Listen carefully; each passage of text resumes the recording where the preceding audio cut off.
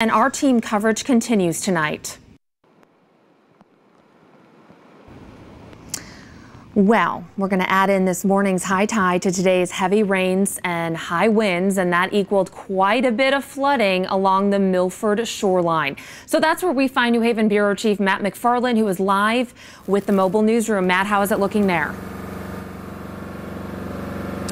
Courtney, it just started to rain again here in Milford. It's been a raw, wet, nasty day, but that sound behind me, that is the sound of some much needed relief for folks here in Milford. This is the City of Milford, the Public Works Department. They've actually set up a pump at the end of Coolridge Road, Point Beach Drive, pumping the water from this flooded area back out into Long Island Sound. And for those living along the shore, they will just be glad when this weather finally gets out of here.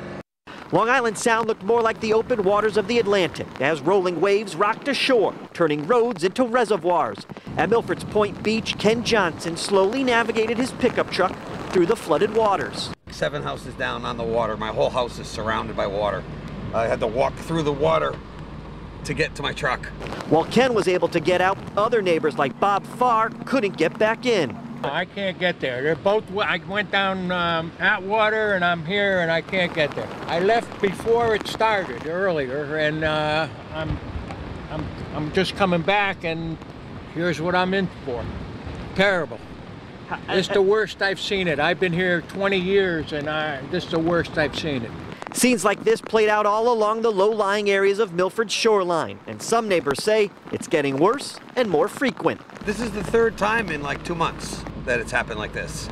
The shells are all over the yards. It's just unbelievable.